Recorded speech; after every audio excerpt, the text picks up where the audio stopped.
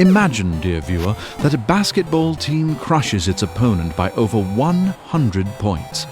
In the world we live in, the winning coach may get fired for such a display. Certain children's leagues refuse to even keep score, and participation trophies abound. Mediocrity is celebrated, applauded and encouraged, while the celebration of excellence is frowned upon. But where does this desire for mediocrity come from? For Friedrich Nietzsche, the answer is simple: Christian morality. The Christian ethos and its call for piety, obedience, reciprocity, compassion, moderation, and equality, the Christian metaphor of a shepherd and his flock, all are symptoms of a weak form of morality. These beliefs stem from an inability to deal with the strengths of other people, of a need to be led. Strength, cunning, brilliance, exuberance, and wealth, these are the things society ought to value, yet they are devalued. In his book, On the Genealogy of Morality, Nietzsche uses the example of lambs and birds of prey. Large birds carry lambs away to their death on a pretty regular basis.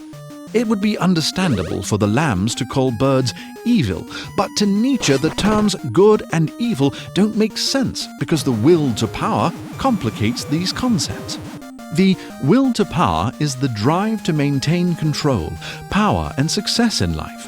Nietzsche famously asserted that this world is the will to power, and nothing besides, and you yourselves are also this will to power, and nothing besides. The world that we live in is one in which people, all life, compete to strive and even flourish. Each species has different instincts and strengths. Met tools use hard hats for protection. Tiger and lion bots eat tourists, and Iceman uses his cold, steely eyes to freeze his prey. The will to power isn't just biological. Every choice we make, all of the techniques that we use to live a happy and content life are all part of our will to power, of our desire to thrive in the world. If a tiger eats a tourist, that's good for the tiger, not the vacationer. For Nietzsche, the will to power is that part of us that annihilates moral considerations. From the beginning of time, the lions of the world have eaten the lambs.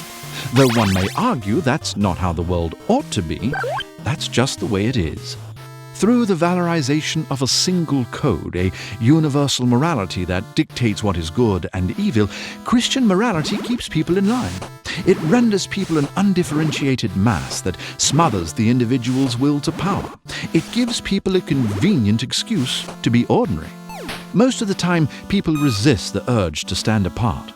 They're afraid to be different, to be alone, and are more likely to assimilate.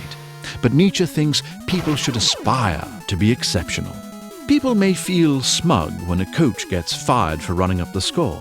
Perhaps it feels good to blame a loss on deflated footballs, to vilify others for success.